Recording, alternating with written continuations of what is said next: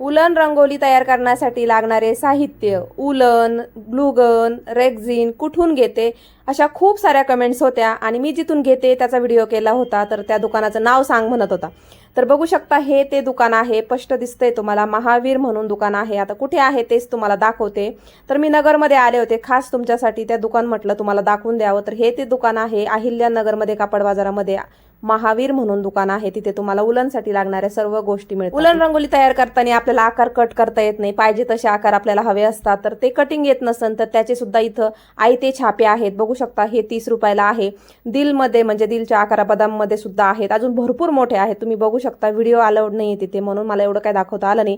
आता ही जी उलन आहे ना ती अशा प्रकारे आहे आणि किलोमध्ये भेटती, पाहिजे तुम्ही तेवढी घेऊ शकता. अजून त्याच दुकानामध्ये तुम्हाला रेडीमेड रंगोली सुद्धा मिळून जाईल. तर बघू शकता एवढी आहे तर तीच 440 रुपयाला आहे. खूप महाग आहे, पण त्यापेक्षा बनवून आपल्याला खूप स्वस्त पडते आणि बनवलेलं शिकलेलं वाया जात नाही. त्याच्यामुळं तेच खूप बेस्ट आहे. म्हणूनच मी बनवत असते. माझे आहेत ना यूट्यूबवर त्याचे खूप सारे व्हिडिओज आहेत, तुम्हाला पाहिजे असेल तर तुम्ही पाहू शकता.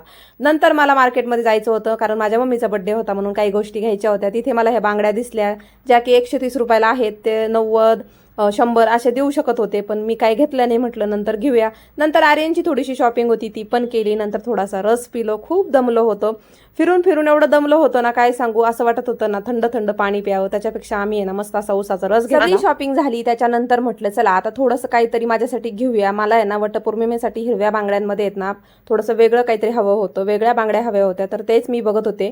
तिथेच आहे ना असं बघू शकता ट्रेंडिंगमध्येच ह्या बांगड्या आहेत आणि मी तर पहिल्यांदाच बघितल्या. तुम्ही जर आधी बघितल्या असत्या तर मला कॉमेंटमध्ये सांगा, पण मी तर फर्स्ट टाइम बघितल्यात आणि बघता क्षणी मला एवढ्या आवडल्या ना मी लगेच घेऊन टाकल्या.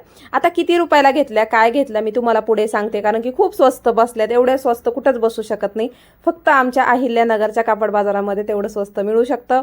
कमी जास्त करायचं म्हटलं तर ते आपल्या स्वभावावर असतं आणि समोरच्याच्या पण स्वभावावर असतं. म्हणजे समोरचा जर कडक असं ना बोलायला, नाही नाही म्हणत असं ना, आपण जर प्रेमाने त्या गोष्टी जर मागितल्या, करा कमी थोडंसं, एवढं करा, हे करा, ठीक आहे, नको, असं थोडंसं केलं ना तर ते पण तुम्हाला चांगल्या बऱ्यापैकी कमी करतात. असंच झालं. त्याची किंमत मी तुम्हाला सांगते. बघू शकता खूप सुंदर दिसत होत्या आणि ह्या फक्त 2च होत्या बरं का, म्हणून मी सध्या तरी 2च घेणार होते. नंतर म्हटलं बघूया.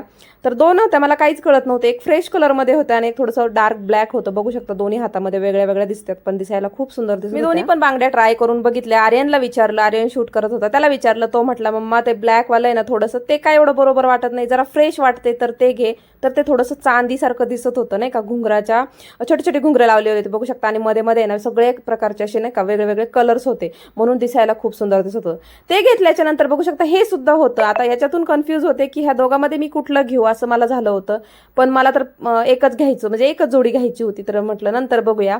आता मी तुम्हाला किंमत सांगते. ते बोलले 130 रुपयाला आहे, 150 रुपयाला. आधी 150 बोलले, 130 बोलले.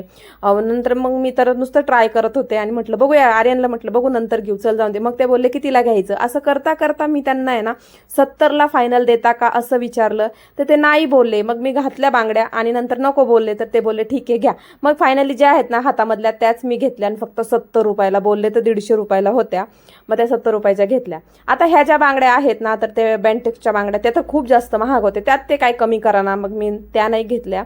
म्हटलं जाऊ दे आता, ज्याच्यात कमी केलंय ठीक आहे. त्यांना विचारलं करताय का, घेते म्हणून नाही का, तर नाही बोललेत, नकोच बोलले. ते म्हणलेत नाही देऊ शकत.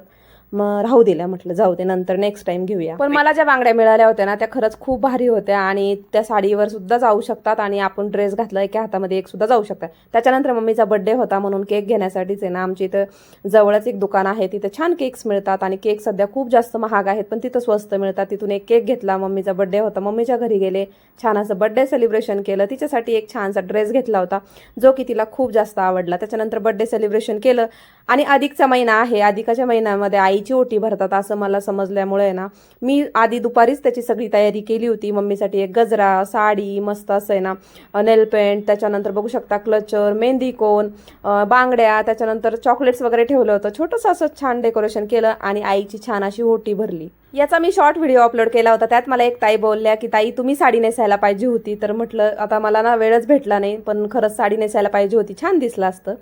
तर नंतर मग बहिणीने आहे ना 2 भाज्या ऑर्डर केल्या होत्या आणि एक पनीरची बिर्याणी ऑर्डर केली. पनीर बिर्याणी खूप छान लागती, भाज्या पण खूप छान लागतात. नेहमी मागवत असती स्विगीवरून, ती नेहमी असं मागवती आणि मग घरी फक्त आहे ना पोळ्या करायच्या असतात, म्हणजे मग काय टेन्शनच नसतं. हॉटेलमध्ये पण जाऊ शकत होतो, पण मम्मीची इच्छा नव्हती, मग घरीच सगळं मागवलं आणि मस्त असं जेवण वगैरे करायचं होतं. मग हे सगळं ठेवलं सोडून मम्मीने छान पोळ्या बनवल्या, त्याच्यानंतर गरमागरम आम्हाला जेवायचं होतं आणि मग मला माझ्या घरीसुद्धा जायचं होतं. खूप जास्त उशीर झाला होता, कारण पावसाचं वातावरण पण झालं होतं आणि घाई गडबडीमुळेच आहे ना माझ्याकडनं साडी नेसायचं राहिलं, म्हणून ड्रेसवरच मला आईची ओटी भरावी लागली. तर बघू शकता भाज्या पण खूप छान होत्या. पोटभर जेवण केलं आर्यन आणि मी एकाच ताटामध्ये जेवण केलं. पोटभर जेवण झाल्याच्या नंतर ना मला घरी जायचं होतं माझ्या. मग घरी आले. घरी आल्याच्या नंतर जास्त काही शूट घेऊ शकले नाही, म्हणून इथेच व्हिडिओ एंड करते. भेटू पुन्हा अशा छान व्हिडिओमध्ये. Bye bye.